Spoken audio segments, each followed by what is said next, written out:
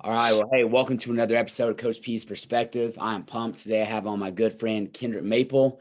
If you don't know who Kendric Maple is, most people in the wrestling world do, but Kendric is, first off, an absolute phenomenal human being, one of the best men that I know. And then let's look at a little bit of his wrestling career. So, multiple-time high school state champion, was a three-time All-American for University of Oklahoma. So, I'm from Oklahoma. I'm a huge OU fan. I was cheering Kendric on all the time when he was wrestling for our Sooners, but anyway, so three-time All-American, undefeated national champion for OU as well. Ended up being an assistant coach there. Went to University of Nebraska, was an assistant coach there for a number of years, and then moved on to Mizzou. So University of Missouri, assistant, coach there right now. After college, had a great, international career, was representing the U.S. U.S. Freestyle National Champion, was on one of our most successful freestyle teams. And anyway, Kendric, man, thanks for being on. Thanks for having me. It's good to be here. Yeah. So, and I could list your accolades for days, man. But that was impressive. That was all off the dome. I wouldn't even remember those. So I was a fan, man. When you were wrestling OU, I was like, and I've gotten an opportunity to be around Kendric a lot. We've worked a lot of camps together, and so sometimes you see people and you don't know behind the scenes, but we got to know each other behind the scenes really well. And his coach, his high school coach, is one of my good buddies. Was a roommate of mine in college, and so anyway, a lot of connections there. But hey, let's just start here. Your background. Tell us about like where you grew up, and then maybe some other sports. Before we talk about wrestling, some things that you did as a kid growing up. Yeah, so I was extremely hyper. Like I was bad. I was just bouncing off the walls. Kind of like I have two boys now. I know exactly that they get to run around. I'm like, yep, that was me. So really hyper. So my parents threw me in all the sports, soccer, basketball, football, everything. And it was just rough. Like I was tackling everybody in soccer and basketball. And and this was in Hutchinson, Kansas. A little smaller town, not in Wichita. And I've brought home a flyer one day. I got a flyer at a school, and it was like, "Hey, join the wrestling team." And I was like, "Mom, Dad, I want to do this." And they were like, "What is wrestling?" Like they had no clue. No one in my family had ever done it, and so they took me to practice, and I fell in love. And I don't know how, because I was getting whooped all the time, like terrible. But that's how I started wrestling. Ended up getting with the right people and just getting lucky, I guess, just to be a part of, like, around the right people who were able to kind of help me grow in wrestling. But no, growing up, all sports. Like I loved basketball, football, all that stuff. We didn't really get to play basketball because it was during wrestling season, but football was my main sport probably up until, and people don't believe this one, but probably my senior year of high school. Like I was, up until that point, I was going to play football in college. I was like, I'm doing it. Like it's my dream, and I'm gonna go to the NFL. All those hopeless dreams a lot of people have. But it was fun. Like I enjoyed playing football, and if it wasn't for your good buddy, my good buddy, Coach Church, I probably would have been like a D2 dropout football player or something, because he was like, Maple, you're 135 pounds soaking wet. Like you're not going to play D1 football. And so he talked me out of it and got me to go, because I'd never really went to many national tournaments. So he talked me into going some, so I was able to get recruited a little bit more. So yeah, no, but sports, all throughout my family. My sisters, they won like 4 high school basketball titles. They played volleyball, all that stuff. So very diverse and all that. Nice. So yeah, I did not know that about football, that it was up to your senior year that you were still leaning that way. So Oh yeah. yeah, like Coach Church stayed on you about it, so you got to go on and wrestle. But Yeah, someone had to have a clear head, because and I loved wrestling. That's the thing. I loved it. It was just, I never really thought, I never watched a college match. I never watched any of the Olympics or anything. And, my first college match, I was wrestling in it. My first NCAA tournament, I was wrestling in it. So it just wasn't something that was relevant to me. In the summers, I would be playing 7-on-7 football and, hanging out at the pool, playing video games and doing stuff like that. So it wasn't, I wasn't like a kid who was wrestling every summer. I definitely think I could have been, but I also think I had really a lot of fun in high school, with that, being able to hang out with football players in the summer and all that stuff. So yeah. No, that's good to hear because I feel like it's a rare kid that can wrestle year round. My dad was a football coach too. I mean, football and wrestling coach. I love football. Actually, in my last 2 years of college, trained with the football team in the summer and got offered a football scholarship. And they're like, "Hey, we'll split with wrestling." And my wrestling coach is like, Nice. so basically the same thing Coach Church told you, like, bro, you're 150 pounds soaking wet. Like you're not thinking like I will take your wrestling scholarship. And Yeah, that's understandable. oh, so, I love the sport too.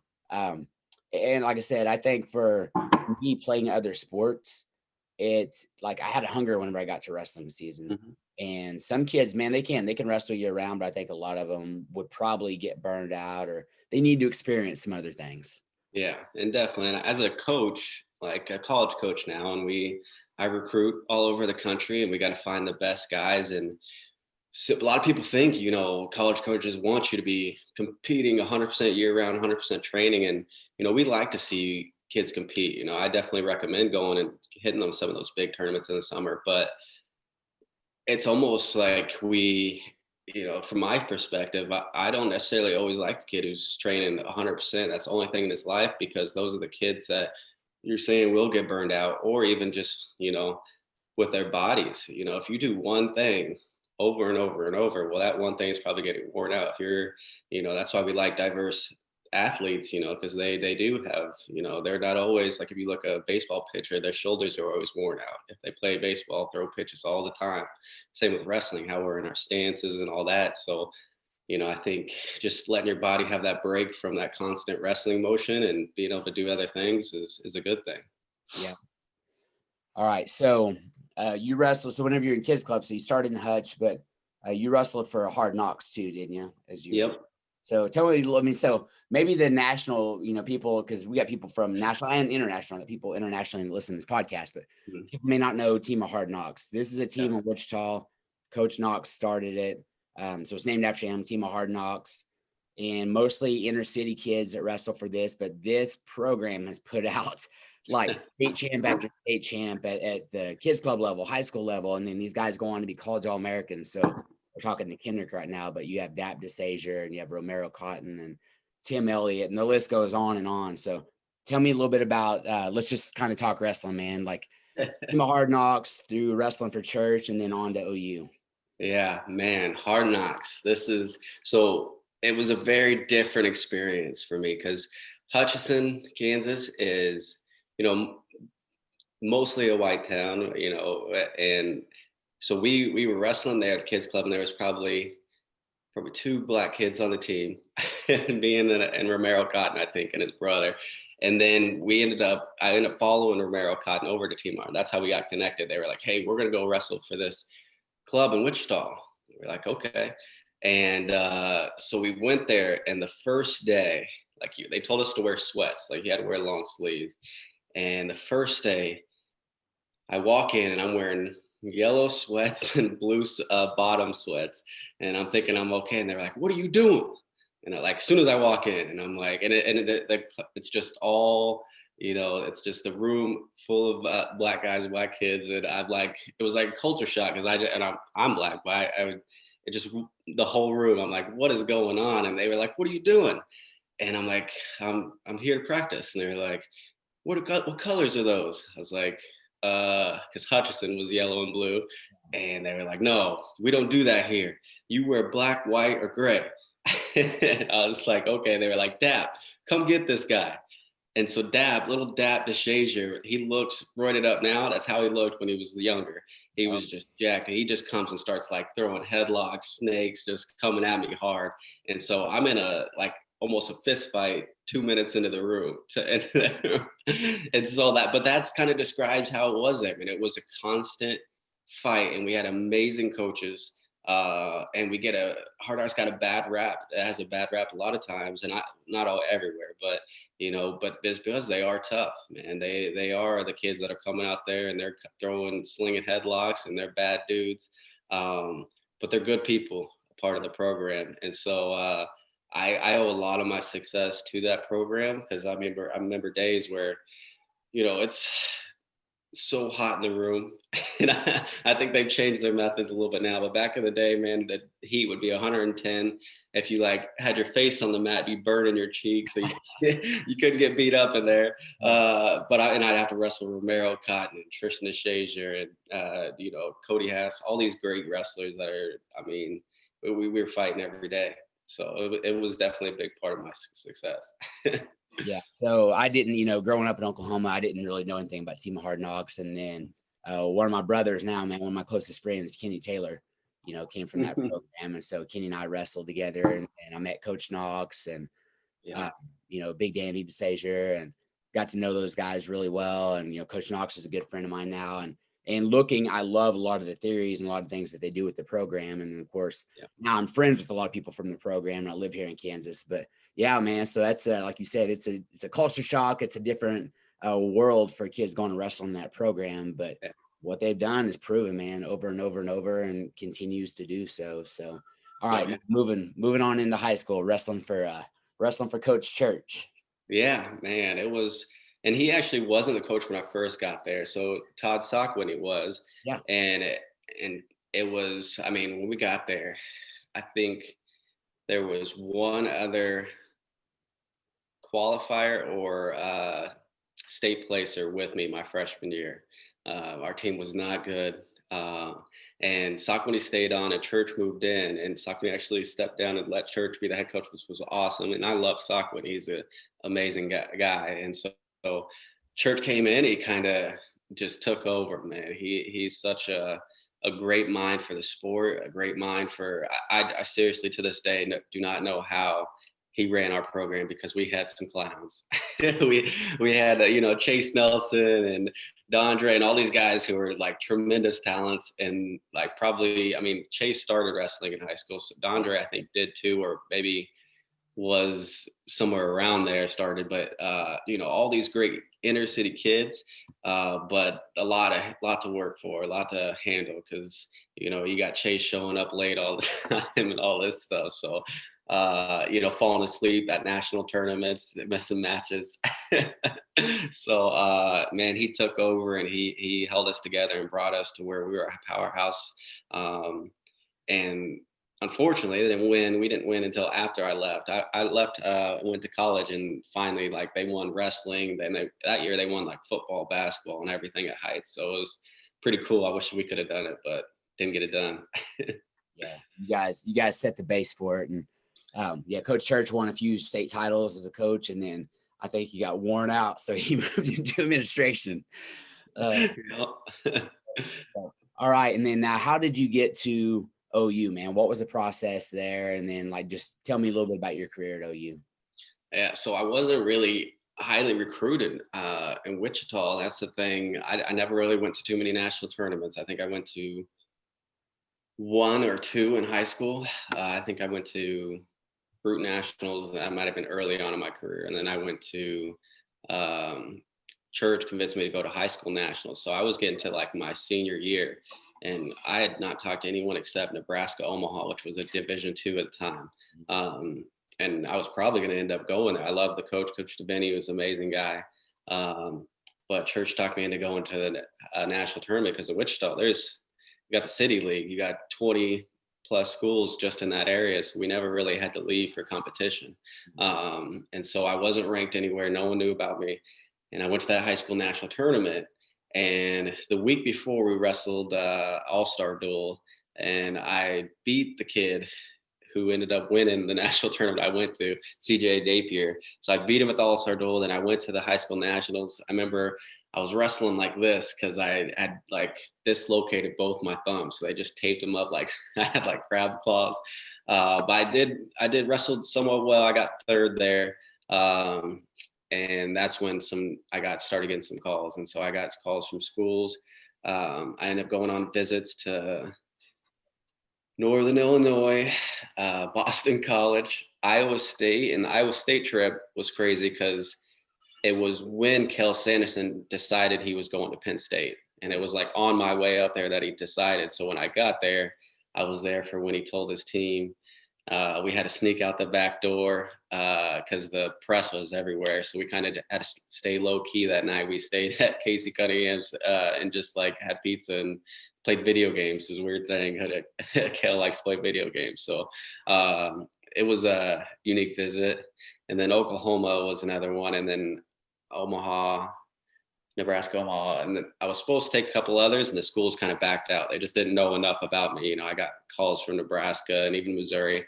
I give Coach Smith a hard time all the time because he missed me. So, but yeah, I ended up taking my visit to Oklahoma and loving it. Had great coaches there and pulled the trigger. Yeah. So, you went to OU and really stepped in, like you said. Maybe a lot of people didn't know about you nationally, and then pretty quick, like they did. So, I'm All-American, undefeated national champion. Let's talk about that year, man. Because, and now as a coach, you get to deal with this all the time. But first off, it's a lot of pressure being undefeated, and but just wrestling's a lot of pressure anyway, man. You step out there one-on-one, and that's one of the beautiful things of the sport, but it's also one of the hardest things in the sport. So tell me about that season. Like, did you feel pressure? Or were you just like, no, I'm just rolling and wrestling? Like, what was the undefeated national championship season like? Man, that was actually the most free season I had. Okay. By that, I think I stumbled upon, not by my own doing, but stumbled upon a mindset similar to, so we do a lot with our guys on mindset. It's one of the biggest training we do. And Ben Askren is one of the greatest minds, I think, with his mindset on competition, how he views it, because he has a growth mindset. And so he doesn't have that fear of failure because, he's always growing. He doesn't see a loss as a loss. He sees it as something to grow. And I think the more I held wrestling tight like this, the worse I performed. When I was trying just to control absolutely everything and couldn't get past, the small things, that's when I, tightened up in the big matches. And so the year I went undefeated, it was kind of where those things lined up. I was in the word, daily. I was, having fun with wrestling. I figured out that, whatever happens, I'm just going to have fun and enjoy the sport. And I had my coaches in my ear saying it. And so I went out on the mat and, I was playing on for the battle. I was planning on having fun, battling, win by 1, win by 14, 15. It doesn't matter. I'm just going to go out there and wrestle. And that's when kind of things started to open up for me. So I didn't really feel the pressure. I was just taking one match at a time. Until the semis and the finals. It was weird because like the whole year I feel like I had that mindset, and then I got to the national semis and I wrestled pretty tight. I had this Columbia guy who was known for throwing people, and for whatever reasons I was like, I don't want to get tossed on my head. And so I did tighten up. I still got it done and still wrestled and had fun, but it was, I definitely think in that match in the national finals I could have opened up more. But you always have those things. You always go playing back in your head when you get done. But no, it was a fun year. Yes, and it was fun to watch, man. And as an OU fan, as a Kendric Maple fan, it was fun to watch. And so, okay, you get done wrestling at OU, and then you go and start a freestyle career. And again, you didn't have a lot of experience there. Tell me a little bit about that, the transition you had to make mentally, physically, and the kind of training and all that. It was a very difficult time for me because I had, like you said, I hadn't wrestled very much freestyle. So I didn't know, like I knew how to wrestle, right? But I didn't know all the ins and outs of it. My parterre was horrible. And, but after my senior year, I had some medical issues and just had a terrible year. Like I wrestled every match. It didn't feel good. Did terrible at the national tournament, ended up taking 8th. And at that point, it was kind of like I was talking about, I was holding wrestling like this. And so like I was a broken man. So like after that, I was like, I'm never wrestling again. After that last match, I lost to a kid I should have lost to. And I was like, walked off the mat, just beaten, broken. And so to transition to freestyle after that, I was not ready to make that transition. And that's something I do regret. And I wish I would have, spent the time to go through it more in my heart and talk and open up about it to people. But I kind of held everything tight. And so I didn't end up wrestling. I think I may have went to one tournament that year at NYC. And I was at 65 kilos. And so I've always been in this little in-between weight where I weigh about, even right now, I weigh about 148 pounds. And so for 65 kilos, you got guys cutting down, which is 143 point whatever. So I'd be cutting only a few pounds, and you got guys cutting down from 170, 180. And then the weight below that for Olympics is 57, which is way too low. It's 125 pounds. And so, and then you have 61 kilos, which I end up wrestling. But I went 65 kilos for that tournament. And I just remember I didn't have anyone in my corner. I went up there by myself and just found out what a lonely world freestyle is at the top. But and that's something that you can definitely, like I said, I wish I would have reached out. I could have done more things to go train at this place, go train at that place, bring partners in.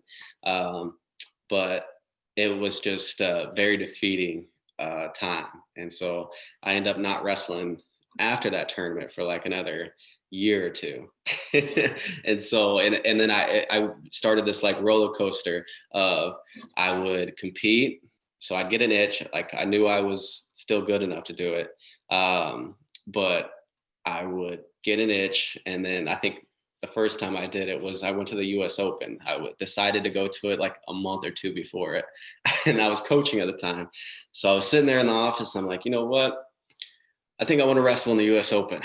And my buddy was like, Tyrell Todd was like, oh, okay, yeah, let's do it. Let's train for it. About time. And so we spent the month training, trying to get ready for it. And I ended up taking, I think, second at the Open and then the fourth at the World Team Trials. And so I had some success, and it was close. And I think I ended up losing to Stever, probably was that year, or Reese Humphrey. But I had a lot of fun doing it. But at the same thing, it was like at that point, it was less my, fear or doubts. It was more, I started to fall in love with coaching.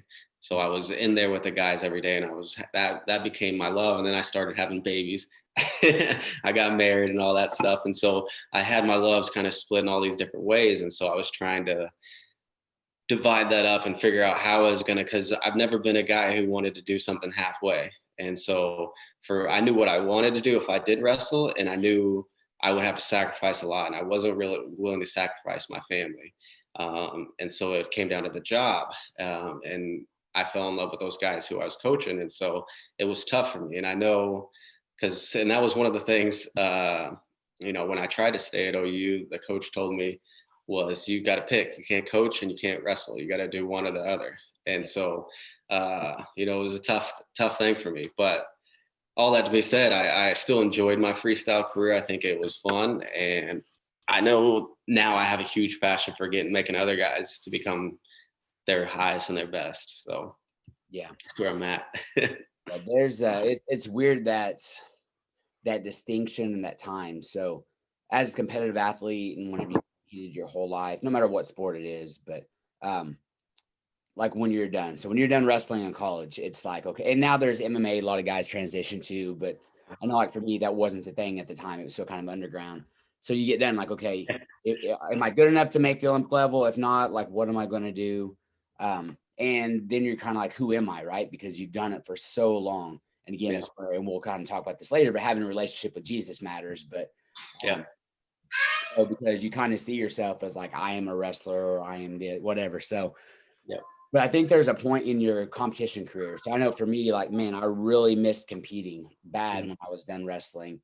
Started training jiu-jitsu, started competing a little bit. But I remember like winning a jiu-jitsu tournament and getting my hand raised, and just like thinking in my mind, I get way more excited when my wrestlers win matches than I feel right now. At that point, I knew like I was probably done competing, and all my focus and energy was going into coaching, because I loved those guys and their career. Like you said, exactly. So I know that feeling 100%. And all right, so let's talk about your coaching career, man. And, I believe that God's given you this amazing gift and passion and experience, right? So you've had all this experience, and now you can take it and pass it on to these guys. Mm-hmm. You coached at OU and then at Nebraska, and you were around world-class athletes. I mean, Jordan Burroughs and all those guys in Nebraska. Then now you're at Mizzou. What are some of the things that kind of made you fall in love with coaching? Well, I think the initial thing was, and because I was planning on uh, going in the medical field, like when I entered college, that was like my degree I was planning on doing. But I found that I've always respected and like leaned toward my coaches. Yeah. Like the people I had my best relationships were my obviously my family, but were my coaches. So when I got out of college, the people I still looked up and admired to most were still my coaches from club, my high school coach, church, and now my college coaches. Me and Mike Leitner are great buddies today. And so that it was like an easy transition because it was still wrestling. And it's something I seen people pour into me, and I was like, man, I want to do that to someone, for the rest of my life. I know I can pour into these guys and help them do way better than I ever did. And I made a lot of mistakes that I can warn them about. And so it was an easy transition there. And then I could still have fun with the sport I do. I get to wrestle. We wrestle with our guys every day. So I get to go in there and scrap and all that. So it's fun. Now, Mizzou is, and, coach. So whenever Coach Smith came in, Mizzou was not really a powerhouse, not really a staple in the sport of wrestling. He comes in, gets it going. Ashton comes in. So a lot of big things happened and continue to happen with Coach Smith there. So what drew you to Mizzou? I mean, tell me a little bit about the things that, you guys got going in your program and why you love it there. Yeah. So that's the thing. It always, being around in the sport, I would always look at Mizzou and they would always be amazing. Like, at least during my time, they were always, top 10 team, usually top 5. I think we placed top 6 now, like 10 years in a row, or like something crazy like that. So we've been a powerhouse. And so I always like wondered what's going on there. But that's the thing. It was always under the radar. Like no one really knew. And Mizzou doesn't get the hype that Penn State does, but I think we do. I think we have something special going on here, and he's had something special going on. And so I've always wanted to be in here and know what it's like. And now that I know exactly what's doing. It's Smith and his culture, how he approaches the sport, how he runs the team. He lays out and he calls it Tiger style, but he lays out a very specific way we are going to train and be, right? And so it's not just, oh yeah, we're going to be good people and we're going to compete hard. It's about building these guys up for their life, and building them as men. And so he preaches it every day, and our guys follow it, and because they believe it, because he's living it every day, and he's showing them, and he's constantly pouring books into them, podcasts, all these different things. And so he's training the mind just as much as he's training the body, and I think that's a big part of it. And I think he's been fortunate to have good coaches around him and good support, and so I think that's another thing that drew me to it is they have such diversity. You think about it's not a cookie cutter program like other places to where everybody wrestles the same, everybody has to do it like this and this. You got everywhere from Ben Askren, the funkiest of the funky, to Jaden Cox, who's just a freak, right? And then you guys got winning it like Hattershall and Ellis and heavyweight. It's crazy, and I think Smith has done more with not the highest level recruited guys, right? I've seen tons of All-Americans, national champs he's put out. When they came in, they weren't probably in the top 50 of the rankings. And so that's something that intrigues me. It's easy to, take a top guy and make him, have him win a national title, but take a guy who's not and have him build him up. That's something that's special. So it's exciting. Yeah, absolutely. And you being from Kansas, and I'm not a Kansas State fan. They have Wyatt Hubert, who's one of my guys. He's a monster, All-American for him at the end. But everybody from Kansas knows, like, Bill Snyder took this K-State program and from nothing to something. And he took all these guys that were 2- and 3-star athletes, or sometimes not even, that, and made them consistently very good. I can't say a powerhouse. Some years they are, some years they're not. But Coach Smith has done the equivalent plus some at Mizzou. Like you said, he's not getting the, the number 1, number 2 high school guy in the nation coming out every year. but he's still just building this. So that tells me that his system and his culture, and because it wasn't like a one-hit wonder, like it's consistently over and over, his system and his culture are very high level, and they work. What he's doing works, and then so hearing it from you makes me trust and believe that even more, so I'm going to have to, outside of this, pick your brain, because as a coach, I want to add the best things I can to my program as well. Yes. Now let's talk about this. Your faith is a big part of your life. All right. You're a believer in Jesus. So tell me a little bit about like when you gave your life to Christ, and, how does that lay a foundation for everything else that you do? Yeah. I think I grew up in the church, and my family's always been a big help in that. But college is a big time. It's a big change in life. So parents aren't making you go to church every Sunday. You don't have to. And so it's a time to where, you do a lot of soul searching. And I had great people around me. Coach Spates, Jack Spates was one of the biggest, was, almost every time I'd see him, he would be like, "Hey, how's your walk going? Yeah. Hey, how's your faith going?" And it didn't seem like much at the time.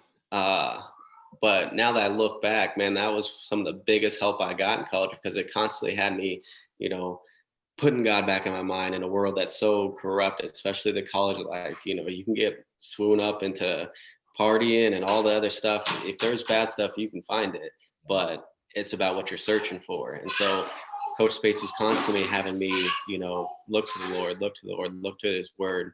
And I had my downfalls. I'm still a sinner at the end of the day, but it was definitely something I was able to kind of really cultivate my own faith, not my parents' faith, but my own faith.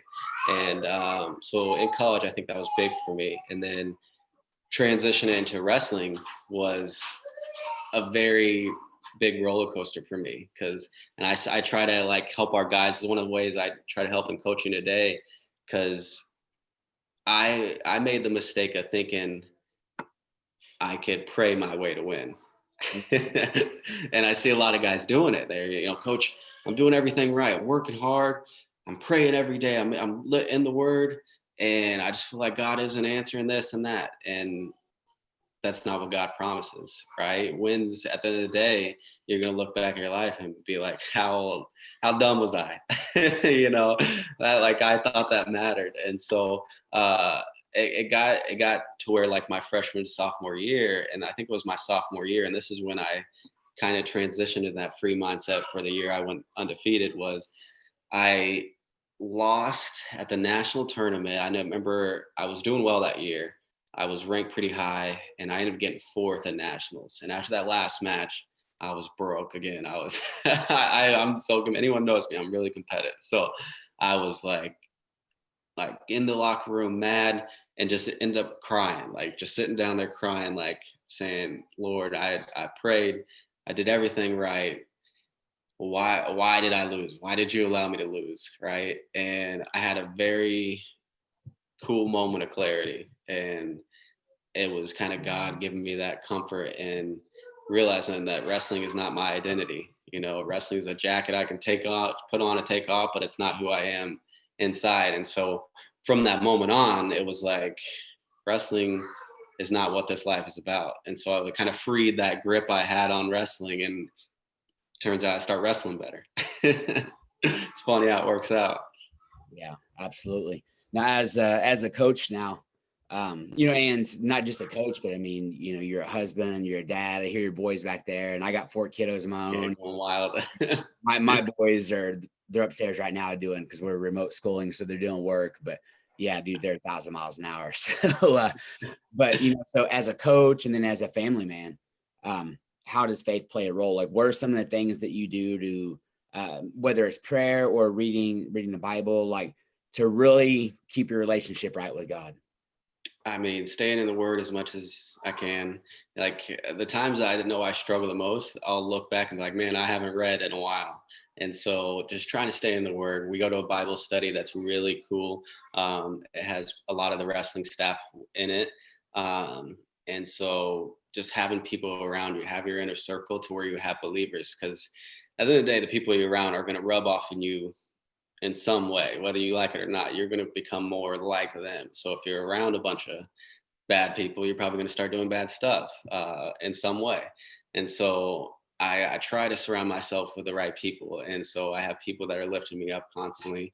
And I got great friends. And so I think that helps me. And at the end of the day, just staying in prayer with God is something it's the spirit needs. So, and then with coaching, like, I think it's why I'm coaching. It's why I want to be able to build these guys up and show them. Now, I'm never going to like just thump them on the head with a Bible.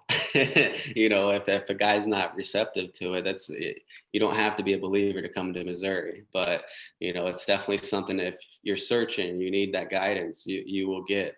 I know our guys, we send them Bible plans through the app, and they enjoy that. We have them come to church with us and all that stuff. So I think we got a good thing going for that. Yeah, awesome. Now, as an athlete, if you were just to pick a couple of things for the people who are still competing right now, or maybe parents of an athlete that might be listening, what are just like 2, 3, 4 things that if you could go back in time, or maybe that, with your guys right now, in general, as an athlete, what should they be focusing on? Yeah, it's a tough one, but I think if we're talking young people who, maybe aspire to be wrestlers, I would say, specifically for college, obviously, I would say get your grades right. Do everything right there. So that definitely helps me out recruiting when you have good grades. I would say do anything to get out of your comfort zone every day. If you can get outside your comfort zone every day, because that's the thing. People, when we have it, I talked to one of our guys just this past week, and I was like, man, you are working hard, because he has been working hard. If you look at him, he's one of the hardest workers in the room.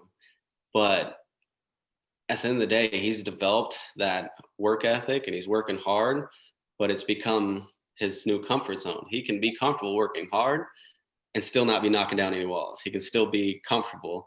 And so it looks good from what we see, but he's still not getting as good as he could be. And so he has to kind of push past that. So getting outside your comfort zone, I would say is a big one. And then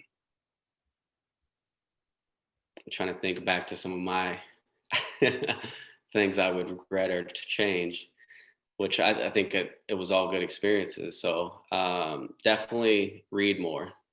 That's something that Smith preaches is read more. And if you constantly look to read, I'm not just saying, the Bible or scripture, you go and read, books to help, your mindfulness, books to, that's one thing.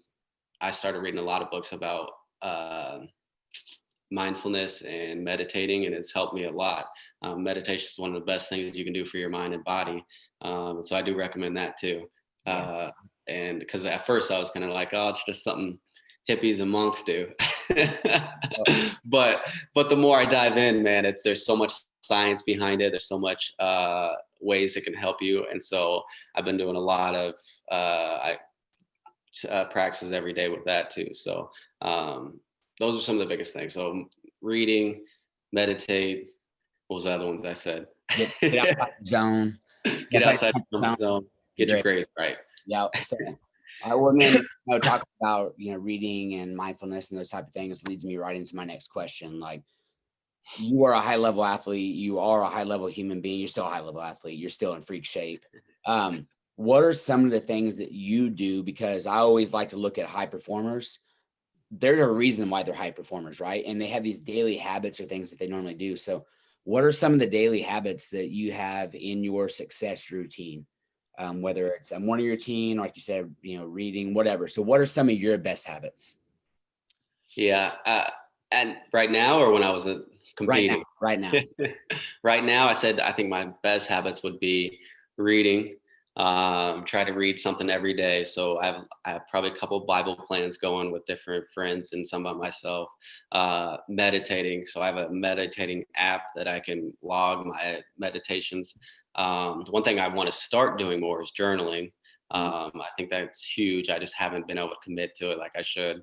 But those are, I think, my top habits right now. I'm kind of past the point where I'm competing. So now it's, being able to coach these guys. And I think some of the best way I can do that is develop myself in my mind to where I can learn, break through those barriers myself. I think one of the biggest things I struggled with was fearing failure and fearing to get tired, in my wrestling career. And so I've made it like a very big point in my coaching career to learn how to break through those walls. And that's why I practice it now. And so that I can be able to help these guys when they do come in and struggle with that. And so I think me constantly developing myself in that way. And I found a lot of success just by doing the meditations, learning how my body works, learning how my mind works, so that I have an awareness of it and I can better, work through when it's actually happening, because I still do get tired in the room, but I'm able to work through it. So we got some studs in the room, man. I can still whoop them, but they're getting close. Well, that's good. And it's funny because like with the reading thing, I was not a reader growing up. I mean, like if the teacher assigned it, I read it, but outside of that, I never read. And even in college, I mean, it was like I was a 3-time academic All-American. I mean, it was like do all my assignments, but nothing on the outside of that. So it wasn't until I became an adult that I and it was through leadership training and things like that. And some really inspirational people who said, hey, you need to be doing this. Yeah. Begin to read, found a love for it. And I can't say I'm a great reader. I'm not one of those people that can read like a book every 2 days, but I probably read at least 2 books a month, sometimes 3, but it's amazing. And I've heard this quote and I love it. Well, there's a couple here, but one is you just don't have long enough to live to experience everything, right? Mm-hmm. So we want to experience as much as we can, but whenever you read, you get to gain a lot of experience just through reading and things you can apply to your own life. And especially when it comes to mistakes, like we'd rather learn from somebody else's mistakes than our own. Yeah. And then another thing I love, and as an author, I didn't think about it this way until I heard this, but like one of the great things about reading is like, it's one of the only times like you can literally get inside someone's mind. So whoever wrote the book, you're literally getting in their mind because they're laying their thoughts out for you. And it's amazing what you can experience from it. But yeah, so I'm a big reader too. And I love to hear those type of things. I know you probably still have to eat well, man. I mean, like I said, you're still in great shape physically. And, so do you guys, and I know, your wife, she works out and does those things. You guys eat pretty well at your household? Is nutrition like a staple for you all? Yeah, I got lucky. I got a wife who is an amazing cook and she likes to eat healthy. It's funny because we eat healthy so much that I'm like, man, can we eat some fried food? Like I'll have times where I'll break. I'm like, hey, we're going to get like McDonald's. Like we're going to go get the worst food you can get, just so we can like taste some, like, it not taste because it's great cooking. She'll come in here and whoop me. But no, we eat pretty healthy. Like I think if you make it a habit, it becomes, to where you enjoy it. Like it's weird now to me. I would think about when I was in high school, I never, went in my fridge and grab like a handful of spinach. Like I do it all the time. I'll go and I'll grab a handful of spinach, just like eat on them just randomly. And, I think, we definitely have times where we do eat unhealthy, but I think for the most part, we eat pretty clean, we try to eat our vegetables, fruits, and try to teach our kids it too. So it's good. One thing in college, I became like more aware of it was, because I started my freshman year, they pulled my red shirt and I cut down to 133. And it was brutal. Like I was dying to make it and I wasn't doing it right nutrition. I was starving myself and all that. And so after that year, I kind of learned, or kind of towards the end of the year, I kind of started learning what I can put in my body that would make me feel better and still keep that weight down. And so I kind of fell in love with the nutrition side then. And then my sophomore year, we had Andrew Howe come. He transferred to OU and he was my roommate. And this dude would come at night and have like a plate this big up to here of like broccoli, and he would eat it like every night. It was like the weirdest thing. And so I started and I was like, dude, that's disgusting. Like, what do you like that? He was like, I'm just eating. Like he wasn't eating, for the enjoyment. He was eating to fuel his body. And so I kind of changed my mind about food with that. And so it just became a habit. Yeah, it's a great habit. Like you said, it's a great habit, not only for like you and your wife, but also as you're teaching your children as well. And so it doesn't mean that, and I would say we eat clean at least 95% of the time. I might do a little bit more, but we still have our pizza nights, and grandma and grandpa definitely still take the kids to McDonald's sometimes and things like that. Yeah. So, but it's a good, it's a good lesson to teach them. So now real quick, man, your favorite part about being a dad? Oh, being a dad, all the things that come with it. I don't think there's one thing, man. We wrestle, like that's one of the hardest things is being a wrestling coach. You're banging with the college wrestlers. They're coming after you. You're just worn out. I come home and I'm like, oh my gosh, I just wrestled so much. Dad, let's wrestle. Yeah. That's the very first thing I hear. And so I get up off the couch and, I think just seeing them enjoy things is so cool. Seeing them enjoy wrestling, seeing them enjoy, a cartoon, just watching the look in their eyes when they see something they like. It's fun. It's definitely trying at times when they're getting wild, but it's all worth it. And I'm trying to soak it all up. Yeah, absolutely. That's been one of the things about this whole COVID quarantine and all this stuff that's going on. It's definitely been more family time. And as we look at like things to be grateful for, that's definitely one of the things I'm grateful for. We've been around our children a lot more.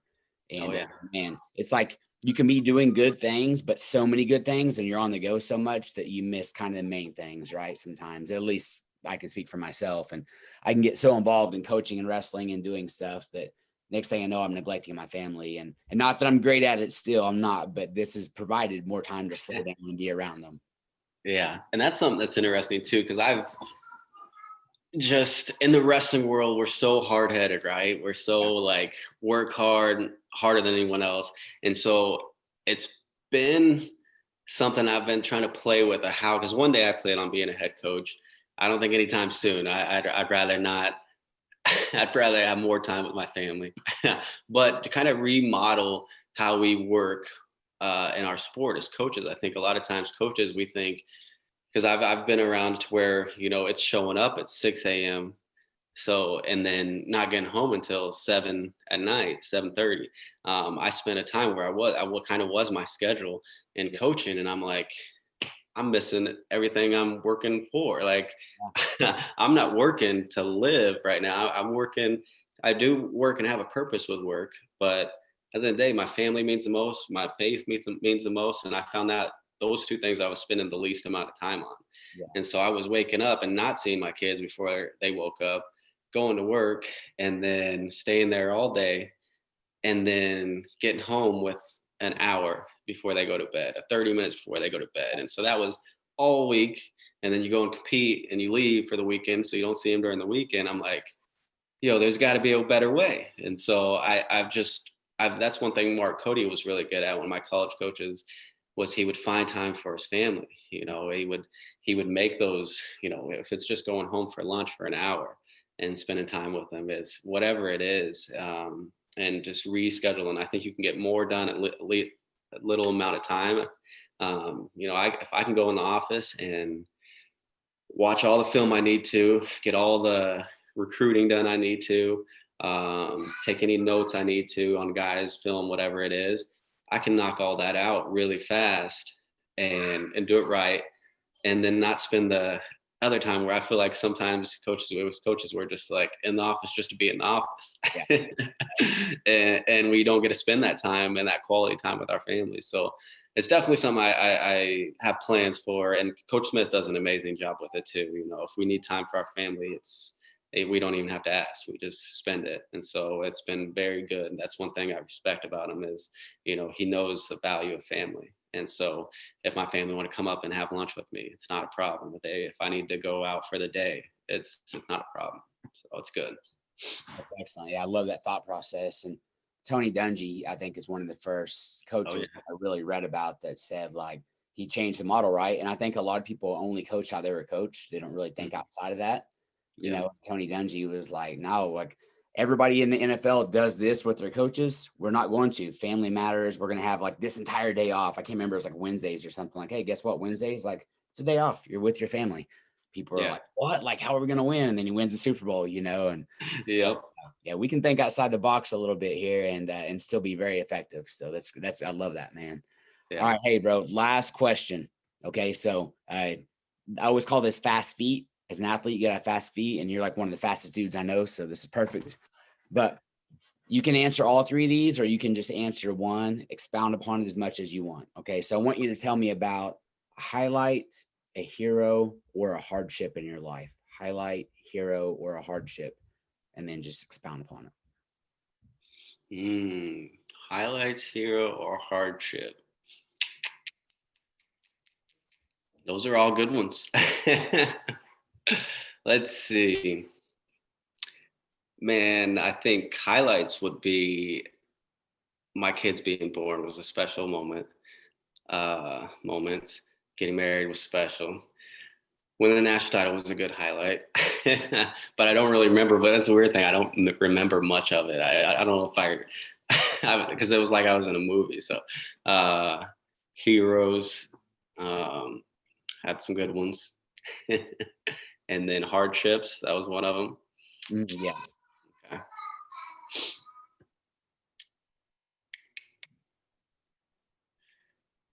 I guess my hero would still, I'll go the cheesy one, but I got to go my dad. Seeing how what he came from and the struggles he had to go through and raising a family on no money, and seeing him stay steadfast. I think everybody always wants to see that big, like, come up story or won a lot of money or won a big prize, but the highs and lows, the biggest thing I saw my dad was steadfastness. Like, he held to his values, he never wavered, and it kept the same all the way through growing up. You know what I mean? So for him to like work steadily every day, for him to always be that man of God was very cool to see. You know, I never really seen him to where, you know, he had that low period. Definitely had some struggles, but you know, he did a good job of, you know, showing me what a man of God looks like. Yep. So That's a great one. My dad's my hero too, man. So it's it might seem cliche or cheesy or whatever, but I think it's a good person to have in your life. And you know, none of us are perfect, man, but we hope that, you know, we can be that for our children too. I'm assuming you do. I know I do. You know, we'd love to be that for our children. So yeah. yeah, that's a good one. So, well, Kendric, man, thank you so much for being on. This has been valuable, and I know that coaches listening or athletes listening, hey, make sure that you're taking notes. Go back, re-listen. There are so many little things that you said in here that apply to life, right? So not just athletics, but apply to life in general. So, where can we follow you, and where can we follow Mizzou Wrestling? Social medias, websites. Yeah, I'm like the worst social media guy. I'm not a big hype guy. I'm work behind the scenes, but I do. I have Facebook and Twitter. So at K Maple 141 is my Twitter, and then Facebook just my name. Mizzou Wrestling. So you can follow Tiger Style Wrestling, I think, is the Twitter handle. And it's definitely a good time to follow us, because when I tell you we got a special people in the room, we talked earlier about, you know, not always getting the number one recruits. Well, we had the number 2 recruiting class this past year, and we already had a really good team. We had some amazing guys in the room. And we got some dudes that are going to be extremely special. We just took them to the U20s. We had three or four champs, and they were dominating. And so we got some exciting wrestlers in the room, some guys that, man, I'm scared because they might be beating me by the end of their career. They are amazing. So definitely going to be some good highlights to watch soon. Excellent. So I'll make sure that I put, you know, your information and Mizzou information in the show notes so people can click on that and follow you guys and check it out. So again, man, thanks for being on here. I appreciate it. One of my favorite men in the world. So it's an honor having you on. Thank you. You Good bet. day. All right, everybody. This has been another episode of Coach Peace Perspective. May God bless you, shine his face upon you, and give you peace. Till next time, we're out.